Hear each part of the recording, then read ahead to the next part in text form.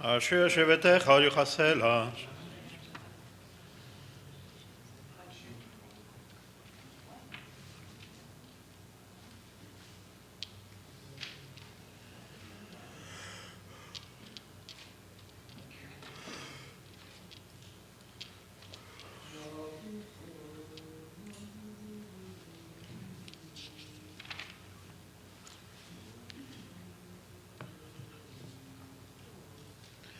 תהילת אדוני ידע בפיו ורפצה שפיקות של עולם ואנחנו ברכיה מייתה ולעולם, הללויה, יגדל ויקדש מרבה, יעלמה נברא חילותי וימליך מלכותי וחייכון ומלכון וחייתך בישראל, בגליו זמן קריב ואמרו אמן, יש מרבה מבורך לעולם, ורר מעולמיה, יברא וישתבח וירפא ויטמא ונשא ויתדע ויתעלה ויתעלה שמריגות שבריחו, לילה מגוברכתה ושידע שברכתה ונחמתה דמינה ביעלמה ואמרו אמן.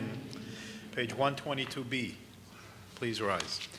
ברוך אתה אדוני אלוהינו ואלוהי אבותינו אלוהי אברהם אלוהי יצחק ואלוהי יעקב אלוהי שרה אלוהי רבקה אלוהי רחל ואלוהי לאה אל הגדול הגיבור והנורא אל עליון גומל חסדים טובים וקונה הכל וזוכר חסדי אבות ומביא גואל לבני בניהם למען שמו ביהבה מלך עוזר ובוגר ומושיע ומגן ברוך אתה אדוני מגן אברהם ופוקד שרה אתה גיבור לעולם אדוני מחיים את מטרה להושיע מוריד הטל מחלקל חיים בחסד מחיים מתים מרחמים רבים סומך נופלים רופא חולים ומתיר אסורים קיים אמונתו לישני עפר מי כמוך בעל גבורות תמיד ומלך מלך ותומך חיים מצמיח ישועה ונאמן אתה לחיות מתים ברוך אתה אדוני מחיי המתים נגדש חלום שם שמות השם נגדש חלום שם שמות השם ושם ארום ככתוב ליד ויך וקרא זל זה ויאמר קדוש קדוש קדוש אדוני צבאות מלך על הארץ כבודו ליומתם ברוך יאמרו ברוך כבוד אדוני ממקומו דברי קודשך כתוב לאמור ימלוך אדוני לעולם אלוהי יחצין לדור ודור הללויה לדור ודור נגיעו לך ונצח צריכים קדושך נקדיש לך אלוהינו מפני אלוהים ושולם ועד כי אל מגדו וקדוש אתה ברוך אתה אדוני האל הקדוש.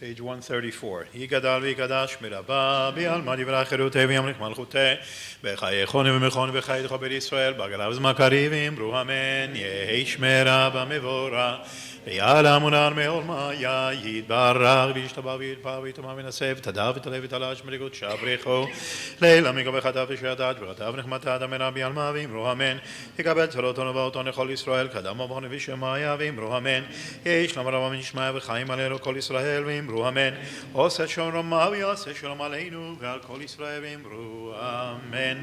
עלינו לשבח לאדון הכל, לתת גדולה ליוצר בראשית, שלא עשנו כגויי הארצות, ולא שמנו כמשפחות האדמה, שלא שם חלקנו כהם, וגורלנו ככל המונם. ואנחנו קוראים ומשתחווים ומודים לפני מלך מלכי המלכים, הקדוש ברוך הוא, שהוא נותן שמיים וסדר שהוא שמיים מעלה שעזור.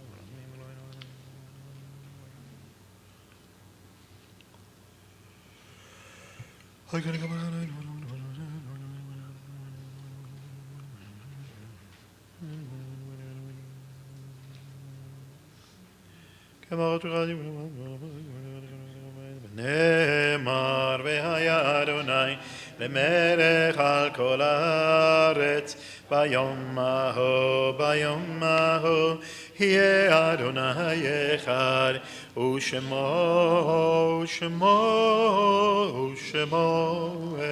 אחד.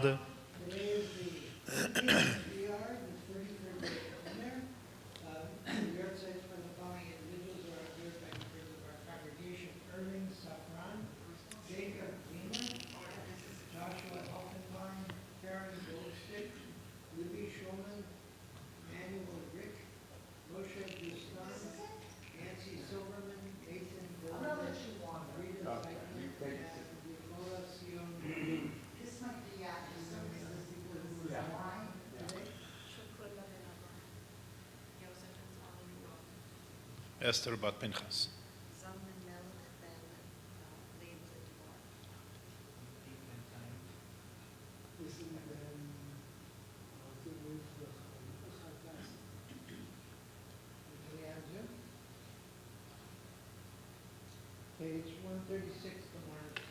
יתגדל ויתקדש שמי רבה, בעלמא דברה חירותי וימליך מלכותי, בחייכון וביומכון ובחיי דכל בית ישראל, בעגלה ובזמן קריב ואמרו אמן.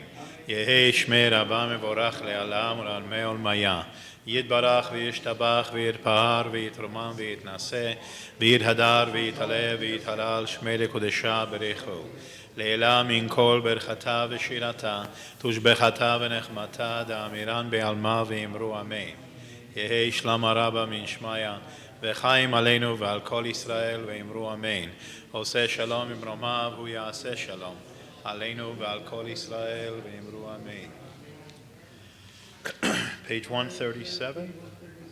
בורכו מכפר אבם לא ישב ברשו יפה ולכל חמתו אדוני השם לכהנינו ביום קוראנו. ברכו את אדוני המבורך. ברוך אדוני המבורך לעולם ועד. ברוך אדוני.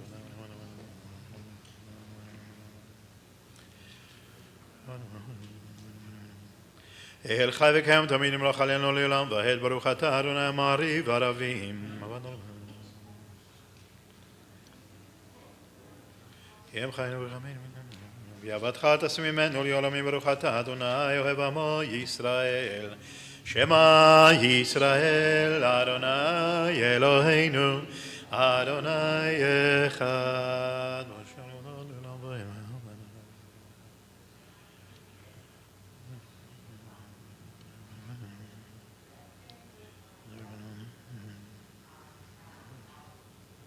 שמע לכם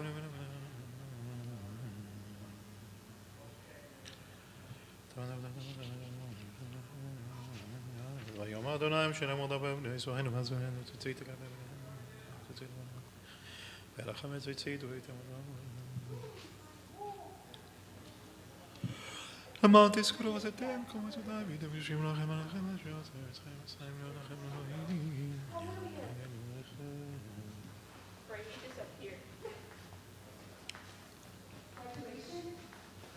אדוני אלוהיכם אמת.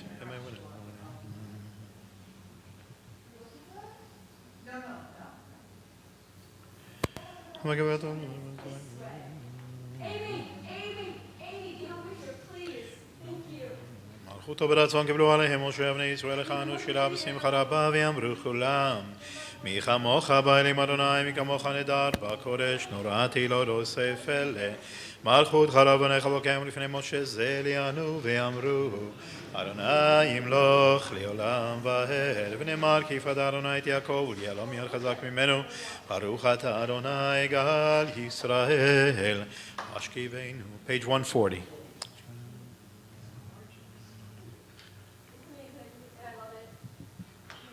שמור צאתנו ובואנו לחיים ושלם אתה ולעולם ברוך אתה אדוני שומר עמו ישראל.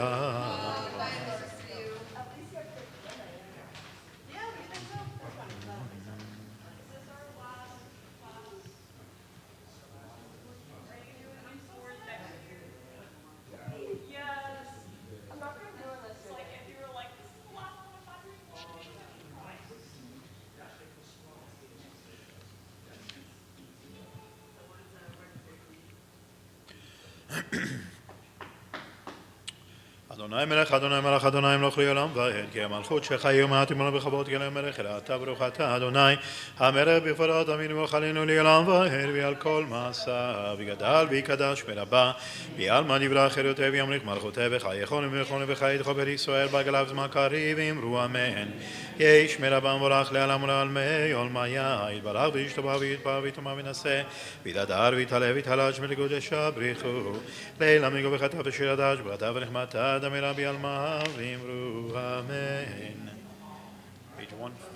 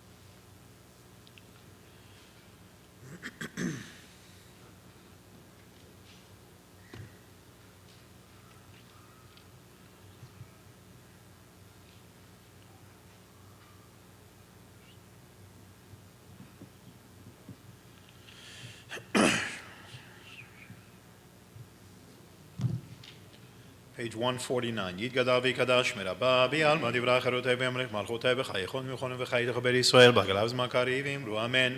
יש מרבה מבורך לעלם ולעלמי עולמיה. יברך וישתבח ויתפאר ויתומם ונשא ותודה ותעלה ותעלה על שמי קודשה בריחו לעילא מכל בחטא ושירתה שברתה ונחמתה דמינם בעלמא ואמרו אמן. יקבל צבאות הון ובאות לכל ישראל קדם ובהון ושמיה ואמרו אמן. יהי שלום רבה משמיה וחיים עלינו כל ישראל ואמרו אמן. עושה שלומה ויעשה שלום עלינו ועל כל ישראל ואמרו אמן. עלינו לשבח לאדון הכל, לתת גדולה ליוצר בראשית, שלא עשנו כגויי הארצות, ולא שמנו כמשפחות האדמה, שלא שם חלקנו כהם, וגורלנו ככל המונם, ואנחנו קוראים ומשתחווים ומודים לפני מלך מלכי המלכים, הקדוש ברוך הוא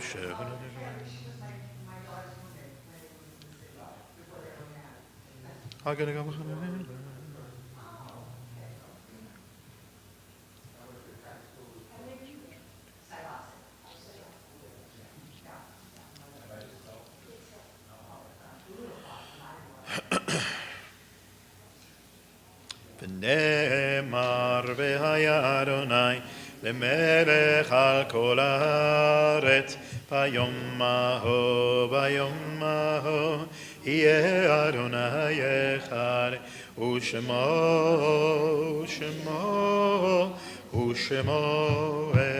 אחד.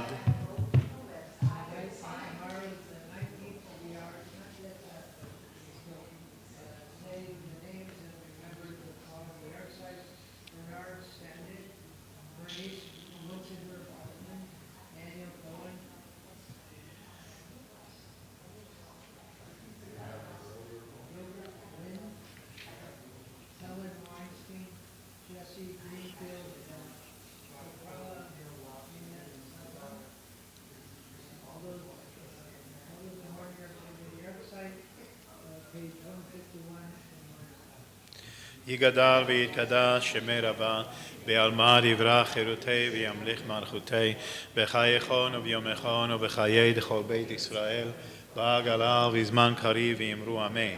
יהי שמי רבה מבורך לעולם ולעולמי עולמיה. יתברך וישתבח ויתפאר ויתרומם ויתנשא, ויתהדר ויתעלה ויתהלל שמי לקודשה בריחו. לעילה מן כל ברכתה ושירתה, תושבחתה ונחמתה דאמירן בעלמא ואמרו אמן. יהי שלום רבה מן שמיה, וחיים עלינו ועל כל ישראל ואמרו אמן. עושה שלום ממרומיו, הוא יעשה שלום עלינו ועל כל ישראל ואמרו אמן. שכח. Wait, I didn't ask it. If anybody wants baked ziti or eggplant parmesan, it's in the library. Thank you. Design. Really, Walter? Really? Seriously? Also, today, because it's not dark yet, today is still Lag BaOmer, and Lag BaOmer is famous for a number of things, haircuts and shaving, bonfires, and getting married. The wedding, so there's going to be... Anybody want to get married? Let's do it. So that's why we planned it. That's perfect. That's the great way to introduce. You too, Jason. Cindy.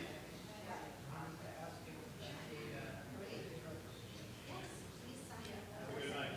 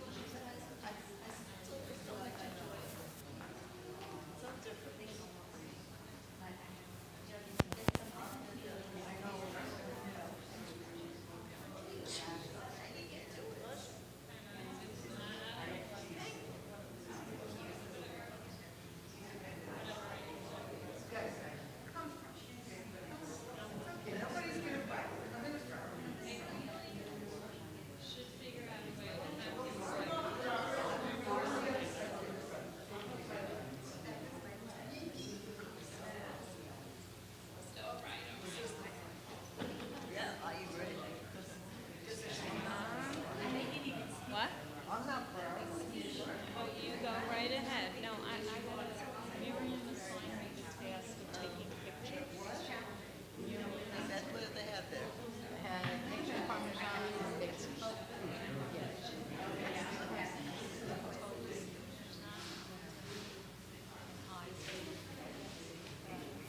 do I take pictures? Don't take a picture. Set up, take some pictures before she starts.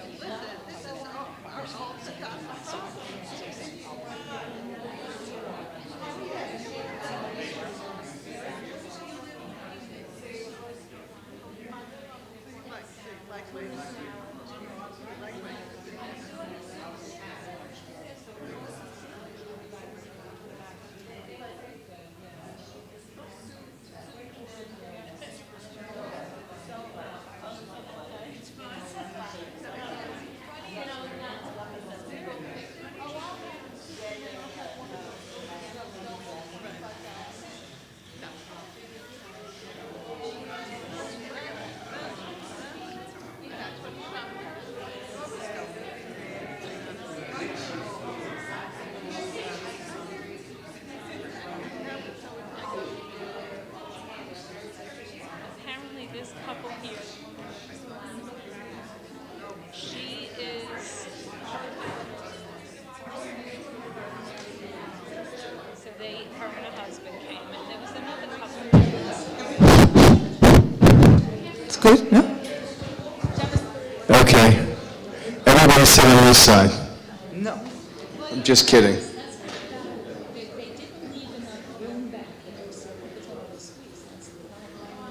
Are there a lot of people outside? No, but it's just when people walk in, they automatically say, it's okay. Okay. Okay, Jim, while I'm talking, could you please sit and smile for this lady because she has responsibility of taking your picture.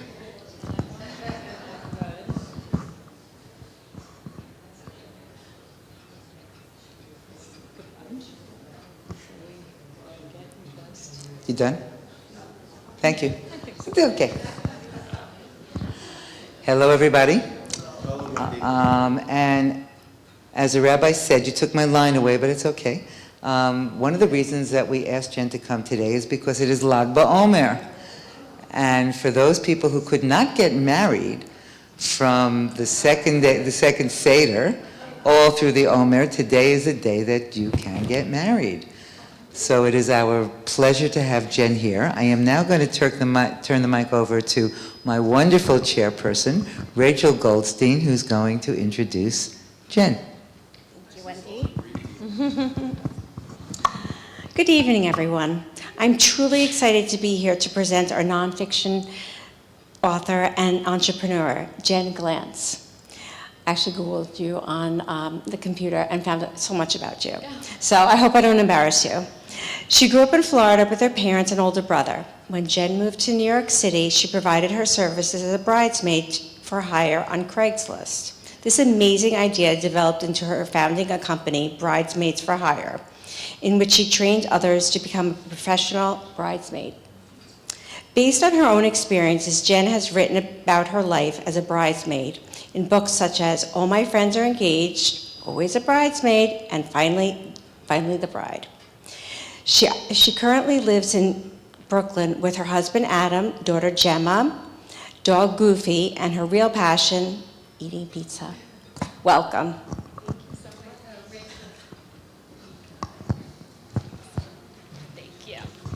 Hi everyone, how are you? Thank you all so much for being here tonight. It's so great to see people in real life. The last time I was here was I think 2018, pre-pandemic, and then we all know what happened in COVID, so it's always such a gift to be back in front of people.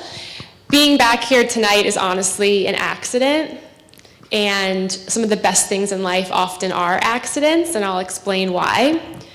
Like Rachel said, my story starts in about the year 2014. And during that time, all of my friends were getting engaged.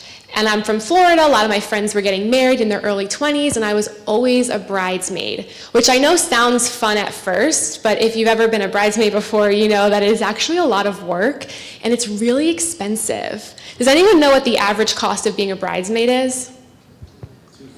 $250, okay, anything else? $1,000, anything else?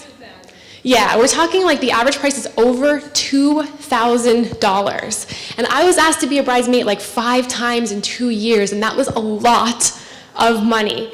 And I kept saying yes because, you know, in life when someone asks you to do something and it's an honor, it feels really good. So you're like, of course I'll be a bridesmaid. But the truth was I was a lousy bridesmaid. I wasn't even very good at doing it.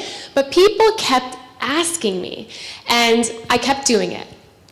But it started to get old really, really fast because I was spending all these weekends being a bridesmaid for my friends. I was spending all of my money doing this, and it was just getting exhausting, and I was in my early 20s.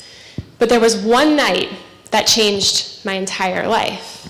There was one night where 2 distant friends. Does anyone have friends like this? People who you hardly speak to, and then maybe once a year they'll contact you and say, hey, how are you, how are you doing? But then the rest of the year they pretend they don't know you exist. Do any of you have friends like this, kind of? Yeah. I had 2 of those people on the same night ask me to be a bridesmaid. And the weirdest part was one person, she lived like 5 blocks away from me, and I hadn't seen her in a year. And she asked me to be a bridesmaid. I remember I came home that night, and I was venting to my roommate, Carrie, and I said, Carrie, what is going on? Why does everyone want me to be their bridesmaid? And she said to me, Jen, it's because you're good. It's like you're a professional or something. And I don't know if she knew what she was saying, but what she said changed my entire life, because that night I was really angry. I was angry that I was going to have to be a bridesmaid again for people who I was hardly friends with. So I said to myself, okay, if I could be a bridesmaid for my friends and for distant friends, maybe there's a world where I could be a bridesmaid for strangers. I don't know, why not? Crazier things have happened, right? It's not that crazy. So I didn't know how to start a business. I was 25. I was a poetry major in college. I had no business experience at all. So I figured, okay, if I'm going to put myself out there as this hired bridesmaid, where should I go do it? So I went on a website that at the time my mom said never, ever go on. And this was 2014, okay? So this was Craigslist.com. Does anybody remember Craigslist.com? Crazy website. Crazy things happened on that website. And I figured, well, my crazy idea should live there too. So I opened up Craigslist.com and I wrote this ad. And the ad said, if you hire me to be your bridesmaid, I'll do everything your best friend would. I'll wear the bridesmaid dress, I'll walk down the aisle, I'll dance on the dance floor, I'll help you pee in your wedding dress because that is so hard to do.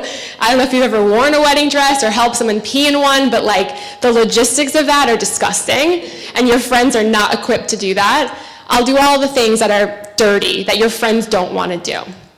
I posted the ad, it was completely anonymous. I closed my computer and I went back to living my life because I just thought no one would ever see it, it would be a joke, we'd move on. Monday comes around, I go to my real job, I was a writer at a tech startup, and I open my email just to check, and I got hundreds of emails from people all over the world who wanted to hire me. By the way, this was Craigslist, so some of those emails were crazy. Some of those emails were not about hiring, they're probably about killing me, you know, they were like real crazy. But I got a lot of emails, and as I started going through them, I thought, wow, there are actually people in the world who need a bridesmaid. And I said, okay, why not give it a try? I didn't tell my mom at this point, because if I did, she would have said, are you crazy? We're not doing this. But I ended up finding my first bride. Her name was Ashley from Minnesota. And I got on the airplane, I flew to Minnesota to be her actual bridesmaid. I'm talking wearing the dress, walking down the aisle, pretending to be her friend.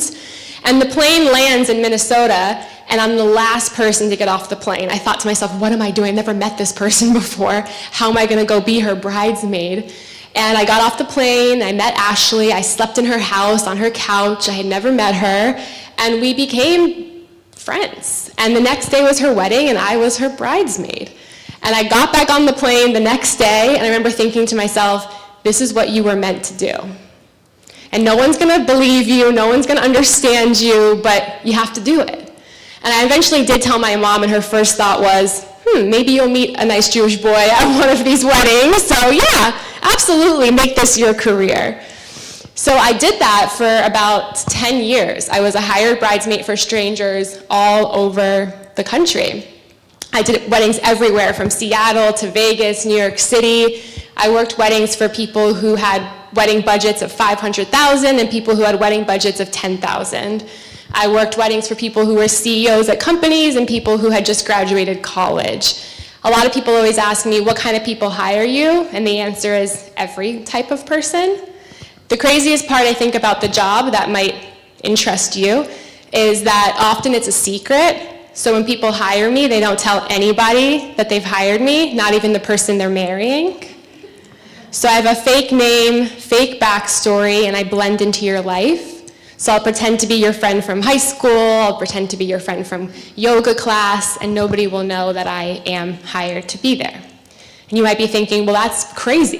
And it is crazy. Let's just get that out of the way. This is really, really crazy. But for a lot of people, it's not. You might be thinking, well, there must be something wrong with these people. There's something wrong with everybody. You know, like, that's the honest truth. It's just some of us hide it better than others, and other people just hire a bridesmaid. So I don't think that's the case. I think that a lot of people who hire me, they fall into two buckets. One bucket is that they don't have any close friends. They have no friends. And that might sound strange to you, but that's most people. You're so lucky if you have close friends. You are so lucky if you have even two people who you can call up when you need someone. A lot of people don't have that. And during the wedding process, when you're in your 20s and 30s, that's actually the biggest time in your life where friendships end or shift or change, because you're bringing up friendships with you from college or high school, and suddenly they twist and they fall off and you make new friends. So for a lot of women in their 20s and 30s and sometimes 40s, they don't have any close friends. So they'll call me. And the other type of people that I often work with are people who have 3 other bridesmaids, but their bridesmaids are a disaster. And they're going to sabotage the wedding, or they're bringing drama, or they're just not helping the bride in the way that she needs, and they'll hire me to step in and help. So those are the types of people who often hire me. But we're not here really tonight to talk about being a bridesmaid. We're here to talk about when I finally became a bride, which was a whole other accident. and it really shouldn't have happened. So I'll start off by reading just a quick chapter of my book, Finally, the Bride. It's chapter 1, and it's the most appropriate chapter for chapter 1 because for a while I thought that this was going to be my forever life. It's called You Will Never Find Love. It's my turn, so I sit down in front of a woman who looks like she raided the jewelry section of Macy's. Come on, honey, her hand flaps. Speak. What question do you have? Just one, I ask, crumpling a napkin on my palm. On it, a long list of things I was hoping to get answers to from the psychic. Her eyes boomerang. Behind me, the line of people waiting for her attention is getting longer. My time is getting shorter. I quit wasting it.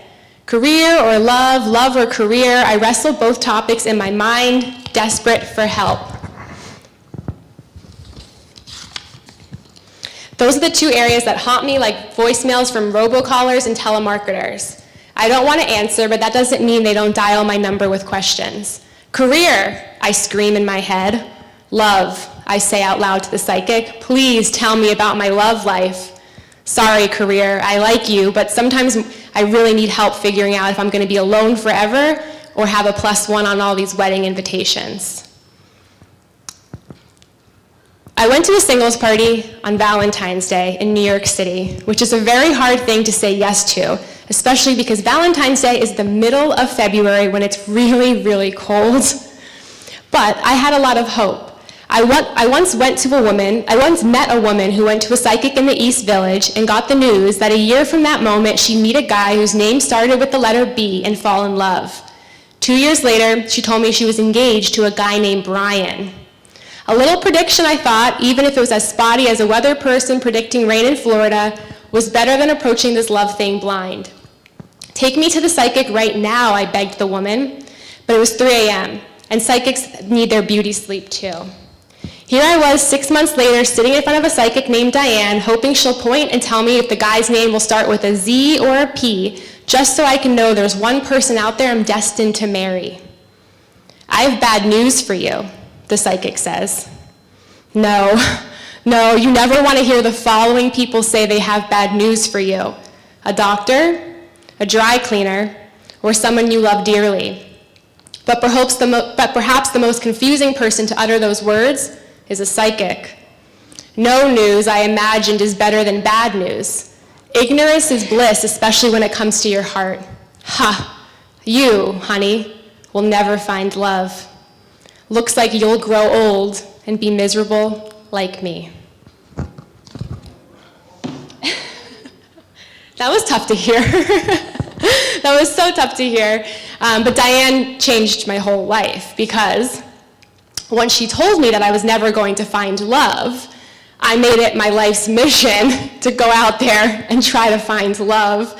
And basically, I'm the kind of person where if you tell me I can't do something, I'm going to do it times 1,000. Like if you tell me I can't run a mile, I'm going to go run an ultra marathon. That's just who I've always been. So Diane says this to me, and that very same month, I decide, okay, I'm going to do an experiment. I've never had any luck with dating. I've never met anyone I like, so why not do something different? And as a hired bridesmaid, I work with a lot of brides, and I always ask my brides, how did you meet your significant other? And I had one bride tell me something that was so crazy. She said she treated it like an experiment. She treated it like she was collecting data. So she had an Excel spreadsheet, and she would go out with as many people as she could and put them on this Excel spreadsheet and map out their personality, their height, all of these things, and then use the data to figure out who she liked. And I thought, okay, this is interesting. I could either go with Diane's advice and never find love, or go with this bride's advice and really go to the extreme. So I decided to do an experiment. I went on 14 first dates in 1 month. My rule was that I'd go on the dating app and I'd say yes to anyone that asked me out, which is very dangerous in New York City. And I did that. I went on 14 first dates in 1 month. Spoiler alert, I met nobody. Not one person I ever wanted to see again. Luckily, I only did coffee dates, so I would drink the coffee, say goodbye, and leave, so that I wasn't stuck on these dates, but I met nobody I ever wanted to see again. I went to delete my dating apps. I said, okay, it's time for me just to believe the psychic. She's obviously a psychic. She has, a PhD in psychic stuff, so I have to believe her. And I went to delete my dating app. And right when I went to delete my dating app, I had one more message. And the message said, hey, you haven't been responding to me, but I'd really like to meet you. So I said, you know what? I'll go on a date 15. What's one more date, right? And then after this date, I'll delete my apps and I'll just be single for the rest of my life. That sounds good. So I go on this date. I'm sitting there. I'm obviously very annoyed at this point because I'd been on so many bad dates. My arms are crossed. I'm chewing gum. I'm doing everything that they would tell you not to do on a first date. The door opens. In walks my future husband. Date 15. And I owe a lot of this to Diane, the psychic, who told me that I never would find love, because sometimes the best things happen to you when you view them as a bit of an accident or a mistake, or everything's stacked against you. Sometimes you kind of need that pressure and that chaos to thrive, or else you just do the same old things you always do every single day. And if I would have dated the same way, I probably never would have met someone, but this experiment really pushed me out of my comfort zone. So I attribute that a lot to why I'm here today, and also this book, Finally the Bride. Now, of course, it would be very unusual for someone like me who has an unusual job and met my partner in an unusual way to have a normal wedding, right? That would be strange. So of course our wedding was anything but normal. As a hired bridesmaid for Stranger, what kind of wedding do you think a hired bridesmaid should have? What would that wedding look like? Any ideas? Everybody was hired. Everybody there was hired. That's a great point. Any other ideas for what kind of wedding a hired bridesmaid should have? So the polar opposite, City Hall. Anything else? What'd you say? Traditional, yeah, just a normal wedding. So once I got engaged, I realized that I didn't know what I wanted. And I felt bad planning it myself, kind of like what you said. I felt like I had to involve everybody in the wedding planning process. So after I got engaged, I said, you know what? I've been involved in so many other people's weddings. I'm going to turn it over to the world. And I built a website called Finally the Bride, and I put up 150 wedding decisions. Every single decision you could ask for, what the first dance song should be, what color my dress should be, everything. I put it up on this website, and I let the strangers of the world vote on my wedding. I had 1 million people vote on my wedding decisions, and they planned this wacky, crazy wedding. They picked everything for me, and I was going to go through with it. I sent out the save the dates for this very unusual wedding on March 1st, 2020. I sent out the wedding cancellation cards for this wedding on April 1st, 2020. Thank goodness, because this wedding was going to be a disaster. It was nothing like I had ever wanted, and it was such a bad idea. We ended up getting married in a very unusual way, kind of what someone said, a City Hall type of way. In New York City, it was still COVID. COVID kind of lingered forever. And we met at the coffee shop on March 19th, 2016. And it was March of 2021. And at that point, we had no plans for a wedding. Everything had been canceled. And it was about 2 weeks into, it was March 1st. And I said, Adam, you know what? Let's get married on March 19th. And let's get married at the coffee shop that we met at the time that we met. And let's not invite anybody in our lives because it's COVID. And if we wait for COVID to be over, I mean, who knows when that's ever going to be. So we did something very untraditional. We got married outside the coffee shop. We couldn't even go in because of COVID. They wouldn't let us inside. And most of our loved ones, including our parents, watched on Zoom. And we just had a couple of friends be there, which was very controversial to our family. And we got married outside on the sidewalk. And it was such a New York wedding with random strangers stopping into the pictures. And it was really great. And that was March 19th, 2021. And I realized that the only thing that mattered to me was the significance of that date. I'm a very spiritual person, and that March 19th just always meant something to me. We met on March 19th. We got married on March 19th. I ended up going into labor at 42 weeks and 3 days on March 19th, 2023 with my daughter. So it's a very powerful day to me, and it taught me, someone who's been in the wedding industry for so long, that a lot of these traditions might matter to some people, but maybe something unusual matters to you, and that's what you should go after and do and use for your big celebrations as well. So that's how we ultimately got married.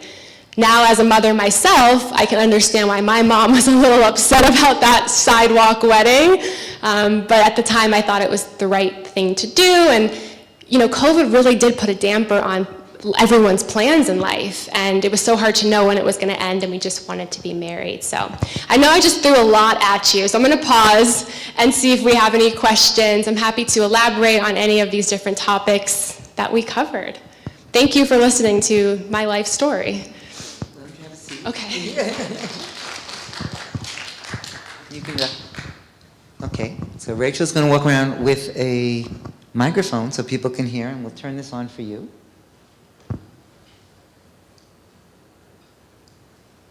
Bottom. Here we go. Actually, before you start, I have one question. I've read the book, and I do recommend it. It is hysterical, yet it has a very subliminal but deep message about what life brings you and what it has to offer, and it really is beautiful. So I thank you for writing it. But I'd like to know, are you still a bridesmaid? That's a great question. I say I'm in retirement, but I'm willing to come out of retirement. So I'll get requests every now and then. Sometimes I take them, oftentimes I don't. But I think that's just because I've been so focused on raising my 3-year-old and being home with her as much as possible. But I won't say I never will do it again. I would. But right now I'm in soft retirement. And do you miss it? I do. I thrive in chaotic situations, and weddings are so chaotic, so I really like the environment of them. I like being a person for a day and coming home to be myself, so I do miss that double life, yes. And how many dresses do you own? I have a lot of bridesmaid dresses. My husband's parents are in New Jersey, and they have a basement, so a lot of them are there. And over the years, I've donated some, I've given some away to people, but I think I have like 50. Okay. Rachel.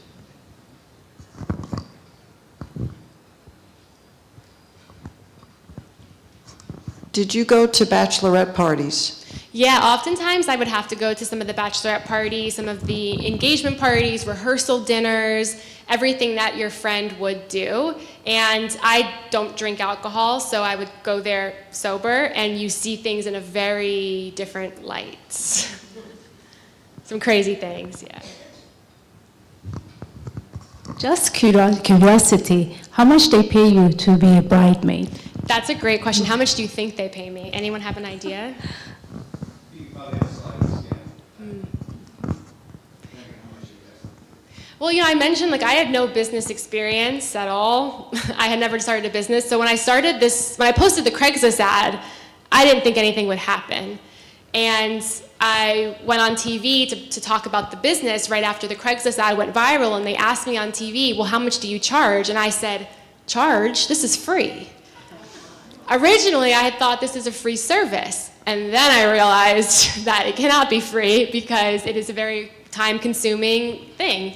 So I didn't know how to price the business at all. It took me many years. I would work a wedding and come home and go on my website and raise the prices by $50, $100, because it was just a tough thing to price. But usually I'd say it starts around $2,500 and goes up from there based on how many wedding events you want me to go to, how many phone calls we have. Some people treat this as a 24/7 type of business, or they'll text you at 3 a.m. and expect a response. It's very demanding, just like friendship is demanding. So, but it's a tough thing to put a price tag on because it's a very human-to-human service, and the friendship is real.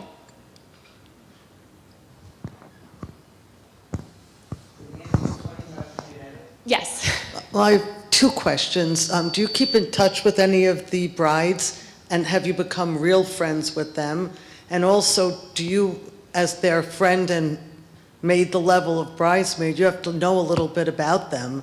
So how did you find out about each of these brides? Yeah, so you actually really do become their friends. So a big part of the job is getting to know them and learning about their life and memorizing details about their life. So you actually have a lot of phone calls where you get to know them and you talk to them just like you would a friend.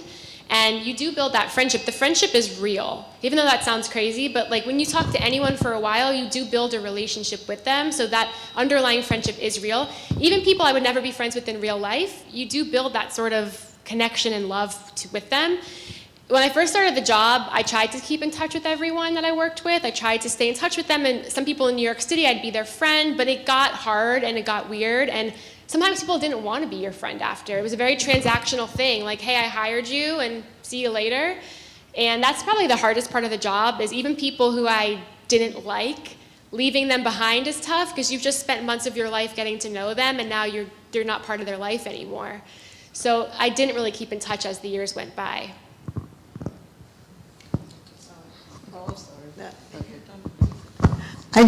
When you were saying that how you got married, I was so sure that several of those brides would be at your wedding. Yeah, originally I wanted to have some of the brides who had hired me be at my wedding. And again, we planned this like crazy wedding that thankfully didn't happen because it just wasn't going to be me. Thank you. Just want to know, weren't you afraid sometimes of, strangers? And did you have any negative experience anytime? Yes. It's hard because I want to take you back to the year 2014, which doesn't seem so far away, but technology has improved a lot since then. In 2014, there wasn't Zoom. We had Skype, and Skype was not something that a lot of people used. So I would always ask my clients, can we Skype? And they'd say, we don't have Skype. And that was weird, but also kind of normal, right? Because a lot of people didn't do video chatting in 2014. And I don't even know if iPhones had FaceTime or things like that, so it wasn't that common. So I couldn't actually meet a lot of these people beforehand. And sometimes I'd ask them to send me their driver's license just to prove their identity, and sometimes they would, sometimes they wouldn't. And there were some instances where I got off an airplane and I didn't know who I was actually meeting and what the situation would be like. And there was one time I had a couple get married in New York City in Times Square, and I couldn't verify their identity. Things seemed really off. It seemed like they were lying to me, but I needed the money, and I decided to work the wedding. And I waited for them off of the subway, and I remember standing next to the police, and I was just sitting there I don't want to tell you what I'm about to do, but if someone comes and tries to, take me, but they ended up being normal and fine. But yeah, it was scary, and I definitely didn't do enough of a good job validating who these people were beforehand. I kind of was very risky with my life. But I've had some bad experiences in terms of things happening at weddings that were very weird. Everything you could imagine. We watch a lot of movies about weddings. We see cold feet. We see runaway brides. And you're like, that doesn't happen in real life. It does. It does. I've seen just the craziest things. For example, early on, when I was working weddings, I remember thinking, these are such happy times for people. Everyone's so happy. And then I worked a wedding in Manhattan, and right after the ceremony, the bride went missing. And when I found her, she was laying on the ground with a half-empty bottle of vodka, banging on the floor like a toddler, screaming, "This is the worst day of my life." Wow. I remember thinking, oh my God, I'm not qualified for this. What am I supposed to do? I'm just the bridesmaid. What am I supposed to do? And I had many, many, many weird situations like that where you're just cold feet is a real thing. I had somebody on New Year's Eve, a wedding in Long Island, and right before the bride's about to walk down the aisle, she is hysterically crying, her body just froze, and the mother of the bride takes her hand, puts it on the daughter's back, and shoves her down the aisle. Long Island, and just things like that where, I've had people back out of weddings and call it off, and just crazy, crazy things where you're like, wow, these things are real, and just as a wedding guest, you don't see it, but things happen behind the scenes you wouldn't know. For example, another example that I learned is that some people don't actually get, marriage and a wedding are two separate things, which is obvious, but a lot of people getting married don't realize that. So a lot of people actually have a wedding and they don't actually get married. They never sign the marriage license, and you wouldn't even know. Because that's a private thing, right? So.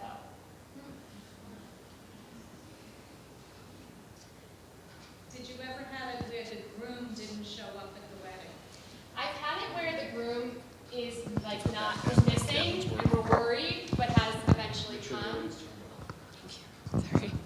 I've had it where the groom is missing and they find the groom. I worked a wedding once in Staten Island where 5 minutes before the wedding, and I write about this in the book, the bride grabs me by the arm, pulls me in a room and locks the door, and told me that she hates the groom, she doesn't want to marry him. And that was an interesting roller coaster of events. So I said to her, look, I don't care what you do. I'm an unbiased party. I already got paid. I don't care.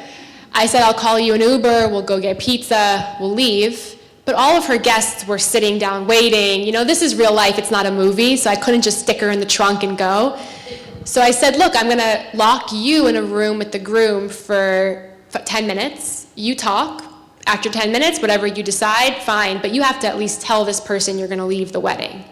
And after 10 minutes, they decided to go through with the wedding but not get married. And the universe knew what they were doing because the universe just destroyed their whole wedding. It was an outdoor wedding in August. It wasn't supposed to rain, but guess what? It rained. Everyone got soaking wet.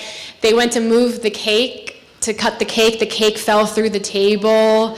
Just everything went wrong, and it was just very clear that these two people were not meant to be. And what happened was the bride had noticed an ex-girlfriend come into the ceremony, and that did it for her. Different story. How many dates did it take till you knew that Adam was Mr. Right? That's a good question. You know, I think what was shocking, and this, looking back. Oh, sure. Oh, sure. So how many dates did I know Adam was the right one? I say this now and it sounds so obvious, but when you go on so many bad dates, you forget that how you treated should be this way. But I'd never been on a date before where after the first date, the person, he had researched me, he knew I liked pizza. When the first date ended, he said, this was really great, I'd love to see you again for pizza. And I thought, wow, I'd never been on a first date before where they had said anything like that. Most of the first dates I'd gone on, they'd been like, nice to meet you, I'll never talk to you again. So it was just very easy with him, and I thought that was unusual. And I also really enjoyed very early on that he was not into drama at all. So I tried to, be dramatic, and he would just be like, I don't really understand what you're trying to do right now. Like, I remember one time I was really upset, and I was like, don't come over, don't help me, don't console me. So he didn't. He went home, and then I called him, I go, what are you doing? He said, you told me not to come over. I'm like, it's a game that we play. It means, like reverse psychology. So he didn't really understand these games and this drama. I think I knew very early on that I would hope to have a future with this person. Yeah. I'm curious. So you said sometimes you came up with these backstories and you met them in high school. Doesn't that backfire? I mean, sometimes teeny lies kind of spiral. I can't imagine going through a whole wedding event and manage to lie my way through it. Yeah. So the question is, how do you get through the whole wedding event lying without anyone noticing? The truth is, no one really cares about the bridesmaids. They're all looking at the bride. So people will come up to me like, how do you know the bride? I'll say, high school. You? Oh, I know her from blah, blah, blah. Great. See you later. So they rarely are looking into me. But of course, there's times where people are like, that's so weird. I've never heard of you before. I've known Janice for 6 years. I've never once heard of you. Yeah, I moved away to France. I haven't really been back. It's been a long time. We just recently reconnected on Facebook, and we're building this friendship. And people aren't questioning you because they really don't think there's anything to question. However, I did get caught once. The bride hired me to be a friend from high school, and I was that. And the mom of the bride opened the yearbook and noticed I wasn't in the yearbook. So she knew. But other than that, you'd be surprised. People are just kind of not really interested in you. I've had people later on in years, because I am public, I post on the internet, I write these books, so I am public. People are always like, well, don't people recognize you at the weddings? Not really. I've had people come up to me and say, you look familiar, and I'll say, you do too. Did I meet you at this summer camp I went to when I was 5? And they'll say no, and we move on. So I've never been caught other than that one time. Yeah. I read your book. I loved it. Thank you so much. You've been on several different talk shows. Mm-hmm. Which was the most interesting, most enjoyable. Yeah, so the question is about being on these different talk shows. TV is so interesting because some of the hosts you think are going to be so friendly are not friendly. So I've had some experiences where, when I watch a lot of daytime TV, and you think, when you have a guest on, the host before the show starts will meet them and hug them and say hello. But oftentimes when you do these TV shows, you walk on, they don't even make eye contact with you. The camera goes on, they talk to you, the camera goes off, they don't talk to you. They kind of treat you like you don't really exist. So I've had some pretty bad experiences, but I will say that the best one was the Today Show with Hoda. Hoda is the real deal. Who am I to her? I'm a nobody, and she was just so nurturing and loving and just so kind. So that was like a huge moment because I was just so excited to meet her, and she was really, really nice. It's been really interesting getting to do the TV. Steve Harvey. Yeah, Steve Harvey was a bit of a interesting character to meet. Rachel Ray, not very friendly.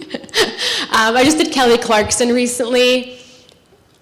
Not very friendly, and I really like her too. But, again, look, these people have really tough jobs. I understand, right? They're working so hard every day. They meet so many guests. So you can't take it too personally, but it's nice when a TV show host is so welcoming and nice to a nobody person. It means so much. Like the Hoda thing, I'll support her forever because she was just so nice. So there's one story in the book that I don't think you should give it all away, but you were actually asked to tell people that came to the wedding, who had invitations, that they actually needed to leave, and they were no longer invited. And I can't imagine, you seem to have handled it well in the book, but I can't imagine how that felt. You had to tell people, I'm kidding, you're not supposed to be here. Yeah, when you're hired to be a bridesmaid, you think it's so fun. You get to wear the dress. You get to dance to the fun music. You get to be at a party. But the job is actually really hard and taxing. And you often have to do the stuff that nobody else wants to do, like have the hard conversations or tell guests who were invited they're no longer. Or I've had people who are fighting with their mothers or the mother of the bride, and I have to tell them that they're no longer allowed at the wedding. Imagine telling a mother they can't come to a wedding. I've had to do that sometimes too because people's relationships are really toxic and tough. I've also had times where this happened to me, like when I was planning this large wedding I never wanted. I wanted a small wedding, and then the guest list starts to expand, and my mom would just invite people and just tell me, oh, by the way, I added 5 more people to the list, which now as a mother I completely get. But at the time I was like, what are you doing? Like, no. So I've had instances where mothers of the bride or the groom, they don't tell anybody that they're inviting these 10, 15 people. Those 10 to 15 people just show up. There's no seat for them, there's no table for them, there's nothing for them. And all of a sudden, like a group of people will enter the wedding and the bride will say, you have to go handle it. That's your job. So I'll have to tell these people who got their hair done, their makeup done, they're wearing a nice dress. You know how hard it is to get ready for a wedding. It's not easy. That they can't come into the wedding. And it's really tough. But I always look at it as, it's like Cinderella. Eventually, my job expires. I get to go home, take off the dress, and never see these people again. So if they're going to yell, scream, kick, punch, call the police, the fire trucks, have all come to weddings, you just got to get through it. But it's not glamorous. A big part of the job was often hiring people to work with me or for me over the years. I'd often hire friends or just people off the internet sometimes.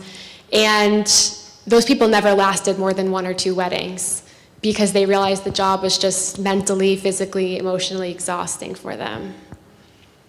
Yeah. What's the difference between hiring you versus a party? Yeah, that's a great question. So what's the difference between hiring a bridesmaid versus hiring a wedding planner? They are 2 totally different things. The wedding planner is going to do everything for you. Pick out the flowers, coordinate the day, do all of that. I don't do any of that. I'm just your friend. So I don't do any of the planning. I am your friend, your bridesmaid. I'm wearing the dress. I'm supporting you. You have an emergency, I'll deal with it. I say I'm your personal assistant, your on-call therapist, the social director, and the peacekeeper. So a lot of what I do is keep the peace between the dynamics of people. Weddings and funerals are the only times in your life for a lot of people where everyone you know and love are in the same room, and that's dangerous. Your funeral, unfortunately, you're not there. Your wedding, For some people, unfortunately, you are, and it gets messy for a lot of people. You are so lucky if you have a life where you can have everyone you love in a room and there's no drama, but 99% of people can't. Yeah. Yeah. I cannot wait for your daughter to read your book and find out what her mother was saying. I know. Everyone always asks me, what is your daughter going to think? Or I've had people ask me, what do you think your daughter's going to think when she finds out what you do? Don't all daughters are a little embarrassed by their parents? Like, at least I'm giving her, good stuff. I don't know what she'll think. I hope she thinks it's cool, and I hope it inspires her to live a very untraditional life. To me, I've always found, straight paths boring, and I hope that she takes any path she wants, but if she has a crazy idea, she acts on it. And I think that it is poetic justice that her first child was a Yeah, who probably with my luck, she'll want like an extravagant traditional wedding. And I'll be like, what are you thinking? But you gotta do whatever they want, I guess. Yeah. Yes, often the maid of honor, sometimes the only bridesmaid, or sometimes I'll bring people with me to be the bridesmaid. I often give a speech, which obviously I love doing. And I will give a speech about people I don't know. Yeah. Yeah. Yeah, it's so interesting. How does my husband think of my job? So on the first date, he had Googled me. He knew all about me, and and when I was doing all these dates before him, a lot of guys would find out what I did, and they'd think it was crazy or stupid, or tell me to get a real job, or say something kind of mean, even though this was my real job and I was making money from it. And he came to the first date, and within the first 5 minutes, he goes, "I want you to know I looked up what you do, and I think it's awesome." And I thought that was really nice. And I said, great, because I'm looking for a groomsman for hire. And I'm hoping that this could be a family business. And he said, no. He's very different than I am. He wants nothing to do with this. But over the years, he'd often, especially with he used to travel too, he'd come to the end of the weddings to pick me up, and sometimes he'd come into the weddings. He supported it, but he wanted nothing to do with working it, which is a shame, because we could have made money, but yeah. Around this area, good thing I don't have to worry about this anymore. What's your favorite venue? And the second part of the question is, what's more important, the food or the music? So, what is my favorite venue? What is more important, the food or the music? Okay, I'll start with the second question. I am so biased because I am not a foodie. I'm vegetarian, vegan, gluten-free. Like, I'm not an eater. I like plain gluten-free pasta. So I honestly think music is more important because people are going to forget the food. And oftentimes at weddings, the food is either not great, there's not enough food, or it's just not what you like to eat. So you I feel like at a certain point we all walk into a wedding. Maybe you don't feel this way, but I walk into a wedding and I'm like, I'm probably not going to eat that well tonight. I eat before, I usually bring food. But the music is so long-lasting. It's like, did you have a good time dancing or hanging out around the dance floor and talking to people? You remember that. I can tell you, which weddings was good mostly based on the vibe rather than the food. Because food is so, it's individual how you're going to feel about it. In terms of wedding venues, I'm really enjoying people doing alternative things these days. I think like banquet halls, hotels, places like that, they're great. But I also think people who are doing things very differently are changing it up a little bit. I think we walk into a wedding and you know what you're going to expect. What if you walked into a wedding and you didn't know what you were going to expect? That's so fun too. So I think COVID changed the landscape of weddings in a good way. I think it allowed people to say, you know what, I'm going to start doing more of what I want to do versus what weddings should be. And I think there's beauty in that. I want to thank you very much. Thank you. And for those of you who have not read the book yet, you need to read to find out why she's wearing yellow on the nail. Yeah, that is true. Thank you all so much for being here tonight. I really appreciate it. Thank you. And she's contracted outside to celebrate the bride and to celebrate La Bomber, so you can now all go out and get married. And have a lovely Thank you, Jen. That was really fabulous. I'm just wondering, have you been contacted by the CIA? That's my hope.